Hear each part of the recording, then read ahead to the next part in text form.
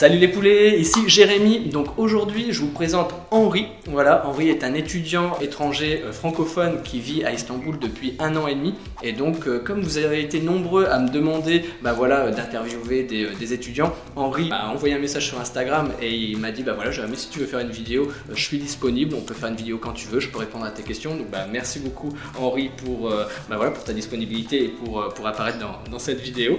Donc je vais laisser Henri se présenter un petit peu. Et comme ça vous allez en savoir un petit peu plus sur lui. Et après vous m'avez laissé énormément de questions sur Instagram. Donc on va passer en revue les questions et Henri va y répondre une par une.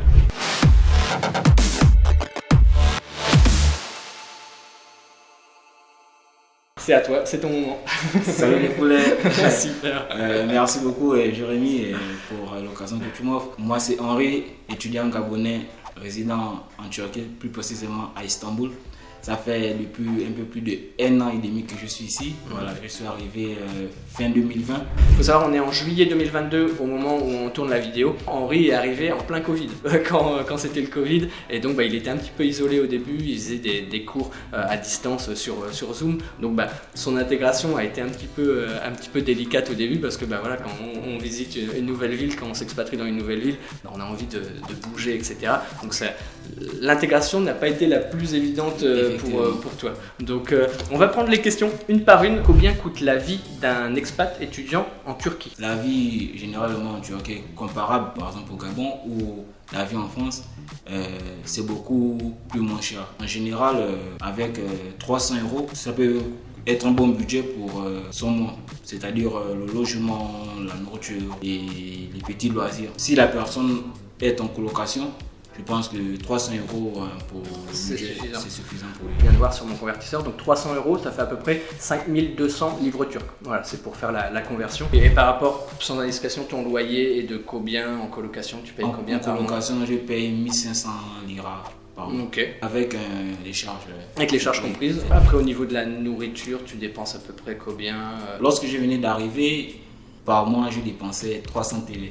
300, ah ouais, quand t'es arrivé il y a 1 an et demi. Voilà, quand je suis arrivé, parce que pour te nourrir. Voilà. Et là maintenant, 1000 TL. 1000 TL, ah oui, donc vous voyez en 1 an et demi, parce que la Turquie elle est soumise vraiment à l'inflation, à l'explosion des prix là, ces derniers mois. Maintenant c'est passé de 300 TL à 1000, donc plus de x3 pour tes dépenses. Et donc tu achètes beaucoup en supermarché, tu manges parfois à l'extérieur? Oui, je mange parfois les McDo, les burgers, les KFC, de temps en temps. Les fast-foods, souvent, en plus c'est pas très cher, je sais pas combien ça coûte. Très cher. Voilà, un Big Mac par exemple. Un Big Mac, on est dans les 65 liras. 65 liras, un Big Mac, hamburger, frites, boisson. Voilà. Ok, ça marche. Parce que je vais rarement dans les fast-food et tout ça. Moi, je suis plus d'honneur, etc. Mais ouais, donc c'est intéressant de voir que un Big Mac coûte 65 livres turcs au moment où on tourne la vidéo. Et après, pour tes loisirs, tu disais que voilà, t'avais des loisirs. Je peux aller dans un centre de jeux. Ok. Voilà, ouais. Ah oui, les jeux genre le bowling, etc. Oui. Ok. Ouais. J'adore ça. Ouais. J'ai une carte que j'achète dans des sortes de parcs. Ah oui, je vois, t'as la carte que tu recharges. Voilà, avec des toboggans et qu'on sort. Voilà. Donc du coup, la carte, elle est là à 5 liras. Un pass, c'est 15 liras. 15 liras le pass, ok. Donc pour intégrer un jeu, tu badges et ensuite tu peux rouler la voiture. Ok, tu peux tout faire. Ok, et après tu la recharges quand tu veux. Voilà, tu la recharges quand tu veux. Ok. Et tu y vas souvent? Tu joues souvent? Ouais, je vais. Tu dépenses combien à peu près par mois pour Par mois, je vais dire 200 liras. Ah, 200 liras. 300 liras. Parce que je vais presque 3 fois dans la semaine. Ah, 3 fois dans la semaine, ok, c'est ton hobby préféré. Donc, loyer, ta nourriture et tes dépenses pour t'amuser, pour les sorties, etc. Ça te représente donc entre 5000 et 5500 livres turcs, comme on dit. Voilà. Ah oui, par rapport au transport, tu payes combien à peu près? Tu bouges beaucoup? J'ai la chance d'avoir une carte étudiante maintenant. Ah, ok, voilà. Donc tu payes voilà. Donc, du coup, j'ai payé un pass de 109 TL par mois, c'est 200 passes. On va passer donc à une autre question. Ensuite, pourquoi tu n'es pas allé en France, étant donné que tu es francophone? Pourquoi tu as choisi la Turquie? J'ai choisi la Turquie à cause du coût de vie déjà. Ok. Voilà, en regardant mes vidéos. Voilà. Et deuxièmement aussi à cause de l'apprentissage d'une nouvelle langue. Le défi d'apprendre une nouvelle langue. Et tu as voilà. choisi la Turquie pour le défi de la langue, donc ça c'est vraiment top parce que c'est prendre vraiment un risque quand on ne connaît pas la langue du tout. S'installer dans un pays, honnêtement, tu as eu beaucoup de courage parce qu'il y a des gens, la plupart des gens choisissent la facilité. Les personnes qui m'ont accueilli, ce sont des personnes que je n'avais jamais rencontré. Je suis passé par une agence du côté du Gabon. Donc en fait, il y a une agence au Gabon qui t'a aidé à venir t'installer ici à Istanbul. À Istanbul, Ok, super. Donc si vous êtes au Gabon, c'est Eden Consulting.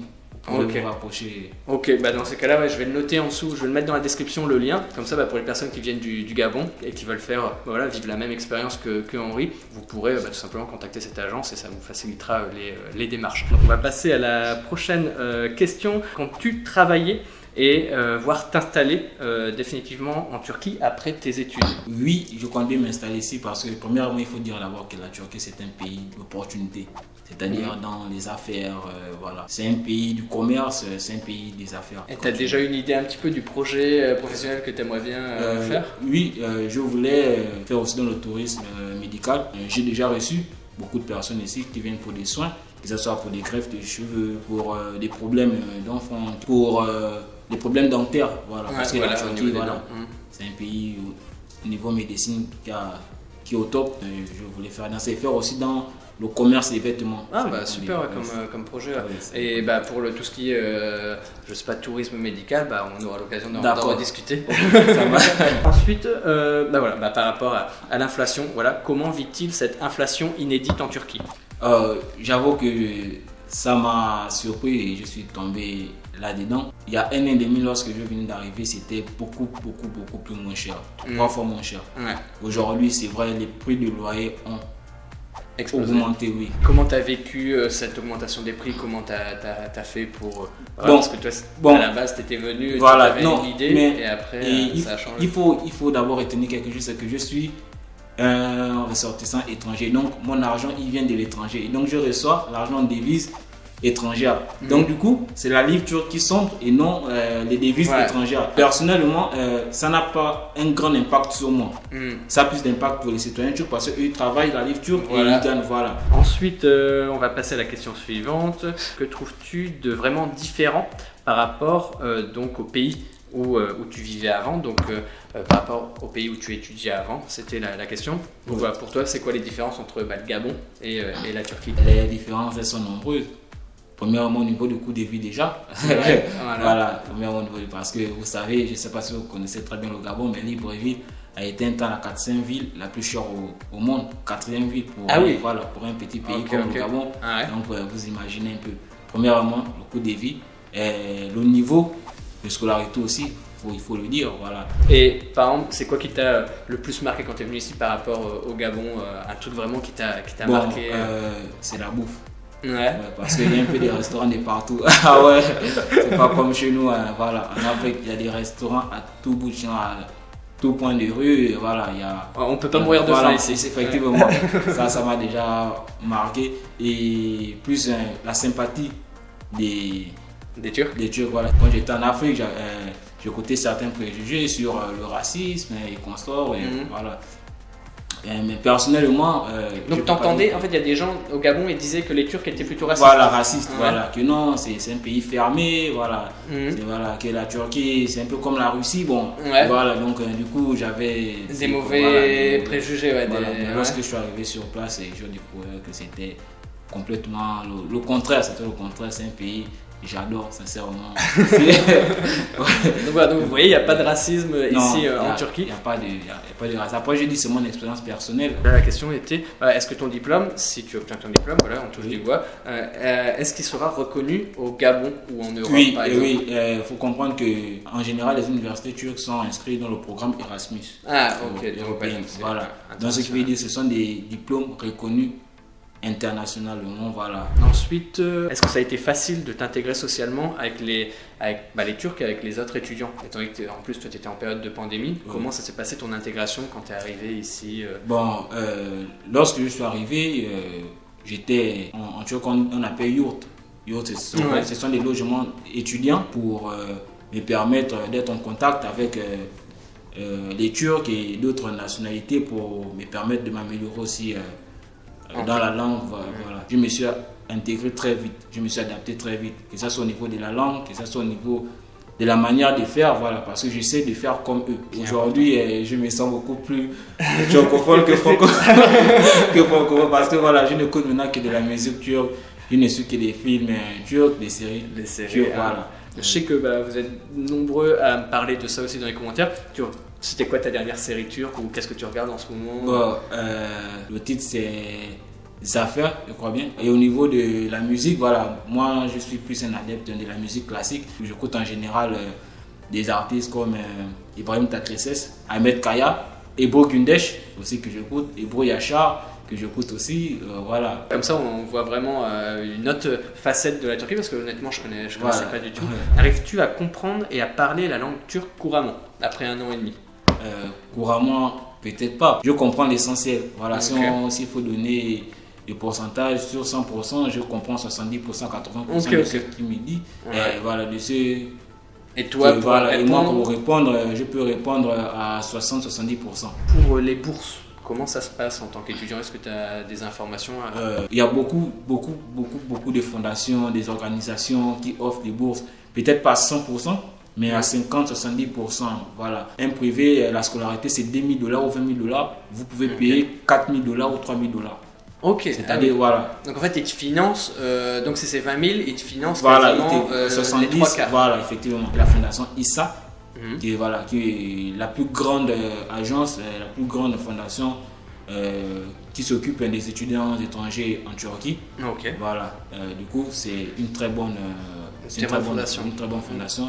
Elle offre des bourses. Vous pouvez aller, ISA, c'est I2SA. Vous pouvez aller chercher, même sur YouTube, ils ont des vidéos. N'hésitez pas à vous rapprocher d'eux parce que voilà, comme le dit Henri, ça peut vous financer une grosse partie de vos études ici en Turquie et donc c'est super intéressant. Comment tu as fait pour trouver ton logement? Est-ce que tu as commencé à visiter des appartements quand tu étais en Turquie ou bien tu as trouvé un logement avant? Je pense que tu as trouvé Bon. avant grâce à ton agence. Oui, c'est ça? voilà, effectivement. Moi, lorsque je suis arrivé, c'est mon agence qui m'a réservé une place, comme j'ai dit, au yacht. Donc, du coup, ce sont des bâtiments très confortables. Vous avez absolument tout. Et Ok, donc c'est vraiment tout confort. voilà. Et ensuite, donc après ces quelques mois, comment tu as trouvé un nouvel appartement ici en Bon, Turquie à Istanbul? ici, ils ont un système qu'on appelle Emlak.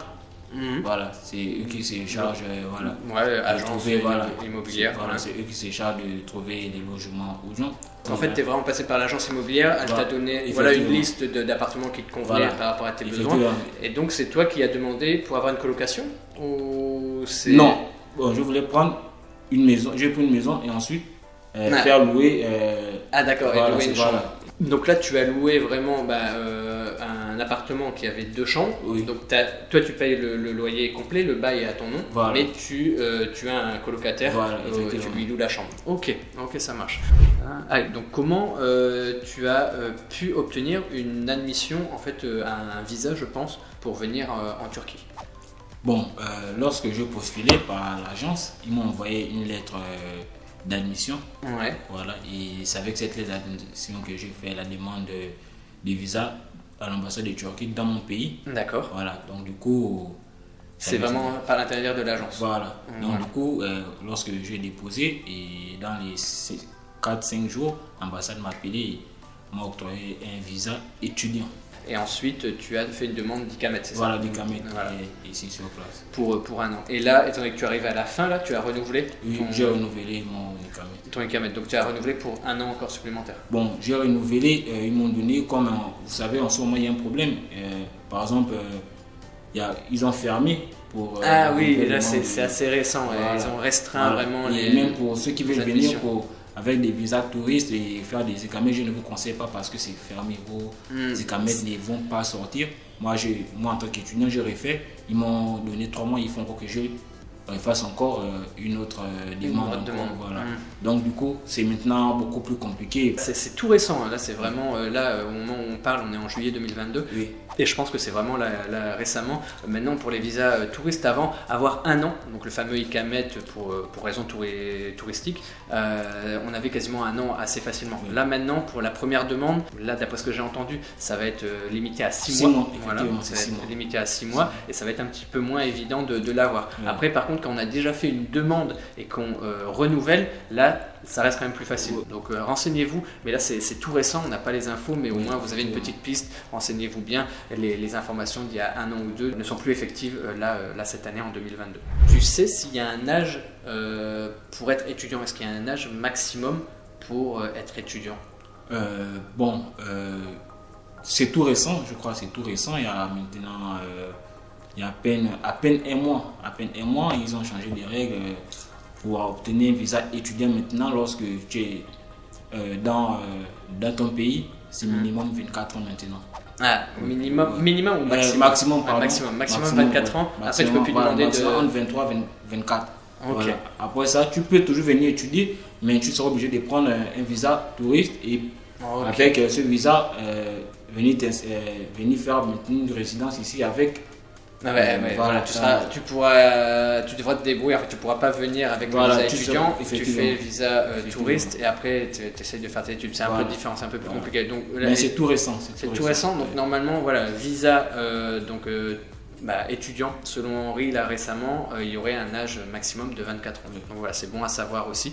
Et ensuite, la dernière question, qu'est-ce qui lui manque en France? Donc plutôt toi au Gabon, qu'il n'y a pas en Turquie. Bon, la bouffe africaine. Voilà. Voilà. Ça te manque? Oui, ça, voilà. Nous, en Afrique, on a un peu voilà, quoi. On est habitué à manger africain. Et voilà, oui, ça me manque, la bouffe. Surtout la bouffe. Est-ce que tu as retrouvé peut-être des restaurants africains ici? Oui, il y a un restaurant sénégalais, côté de Béazit, voilà, où on mange du tchèp. Voilà, du coup. Donc tu retrouves un petit peu ce que tu manges. Effectivement. Et aussi un marché africain. Là où on vend de la nourriture africaine, voilà. Voilà, effectivement. Mais après, donc tu peux te cuisiner. Voilà, mais après, je ne suis pas un très bon cuisinier. Voilà, on est pareil. Voilà. Donc super. Donc écoute Henri, merci beaucoup. Là on est à la dernière question. Je pense qu'on a abordé vraiment beaucoup de sujets. J'espère que la vidéo vous a plu. Vous avez pu apprendre de beaucoup de choses. Mais en tout cas, j'ai appris beaucoup de choses. Merci. Franchement, merci Henri. Franchement, ça me fait vraiment plaisir de t'accueillir et puis d'avoir fait la vidéo avec toi. Donc je sais pas si tu as quelque chose à dire, un mot de la fin pour les gens qui voudraient venir ici à Istanbul. Bon, le mot de la fin, premièrement, c'est d'abord remercier Jérémy d'abord. Merci à toi. Pour l'occasion et voilà. Mais par contre, le mot de la fin, je vous demande de ne pas vous faire des préjugés sur la Turquie. Voilà. La Turquie n'est pas un pays raciste, les Turcs ne sont pas racistes.